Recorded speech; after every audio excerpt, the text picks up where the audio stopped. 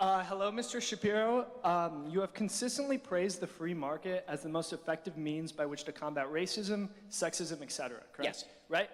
You believe legislation prohibiting such behaviors is essentially unneeded in today's day and age because you have faith that people, such as yourself, are conscious enough to fight discrimination in business where it can be shown, and at the end of the day, a business should be given immense freedom to conduct itself in the pursuit of profit. My question is as follows. If insurance companies can charge young males as a group higher prices for car insurance than young females, because the former has statistically been shown to be more reckless drivers, does this not leave open the possibility in a free market system for insurance companies to charge premiums based on certain ethnic or racial categories if these ethnic or racial categories statistically correlate with more reckless driving?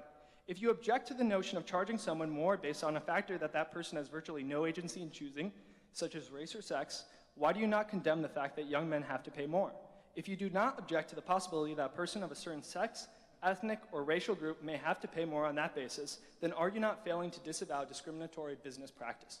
Okay, so that's a long paragraph, but I think what it really boils down to, the answer is that what you're now conflating ethnic racism with risk factors. Okay, right. I don't conflate racism with risk factors, meaning if you are saying that insurance companies may use being black as a proxy for heart disease, for example, because black men suffer from heart disease at a higher rate than white men do of the same age once you hit a certain age, then my answer is that an insurance company is in the business of assessing risk, not in the business of assessing racism. So if they look at you and they say that this is a higher risk factor, I mean another case, sickle cell anemia, right? There are certain diseases that actually do afflict races differently. Tay-Sachs affects Jews differently. So the answer is you're an insurance company. Of course you're going to charge more to somebody who has a higher risk factor. That's not racism. That's just the profit motive. I'm not saying that everyone's going to get charged the same in an insurance scheme. Of course not. I assume that you and I won't be charged the same. I'm older than you, presumably. They'll measure our bodily health. I don't know how much pot you smoke. Like, they'll make a bunch of distinctions, you know, and they'll make a bunch of decisions as to what our risk factors are and how that measures out in terms of what I need to pay in order to cover my projections. But that has nothing to do with quote-unquote discrimination. That's just a basic market decision. Right. That's actuarial, actuarial decision. So there was a study in which, I forgot what organization of the United States federal government did it, but Native Americans in Arizona were found to have, you know, to essentially be engaged in fatal car crashes at a higher rate than any other group. Okay. You think it's perfectly permissible for insurance companies to charge someone a surplus, just charge someone an extra premium by virtue of the fact that they are Native American in Arizona? No, I think it's fair for an insurance company to charge someone based on the risk factor of driving. So what I would suggest is that in a free market system, and this is why I defend a free market system, let's say there was an insurance company who did what you're talking about, right? And the insurance company decided Native Americans get charged more.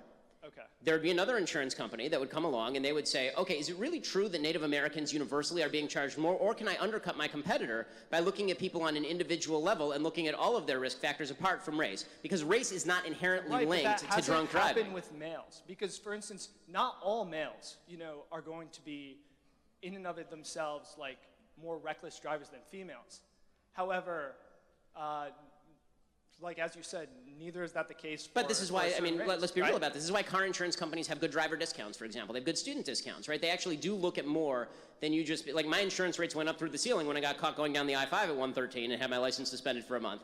They've gone down since because I haven't had a ticket for 5 years. So, you know, this is, so the point that I'm making is that if you are suggesting that, if you're trying to line up discrimination with market-based profit, if your question is that, can you imagine a situation in which a business makes more money by discriminating, and would that be okay?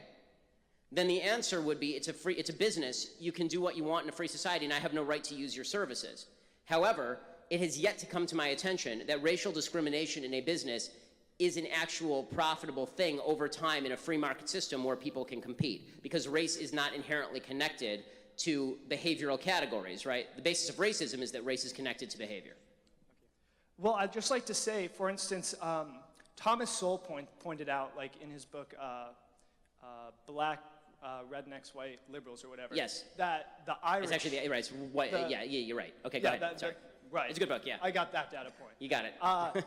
He pointed out that the Irish, for instance, were in the Americas for hundreds upon hundreds of years, locked in destitute, grinding poverty. Right. Okay. So you just said that race, you know, if you're a company and you institute racist policies, won't, like there's no long-term gain to be made from those policies. And I think that that's erroneous to say, because as you know, inequities, inequalities, disparities do exist between certain communities. So you'd have to show me the disparity based on race and why it's biologically inborn as opposed to cultural. I'm not trying to say that it's not biologically born. I'm just saying that if you had a policy whereby you, okay. I don't want you to confound. Here's the problem I'm having, and I think we can stop with this I don't want to confound race with behavior unless you can show me that race is the inherent source of the behavior. And if it is the inherent source of the behavior, then we can have a separate discussion. But I don't see that. And if you show me that race is in fact that, then that's a separate discussion as to whether we have to force businesses not to take race into account. Is that fair? Yeah, thank you.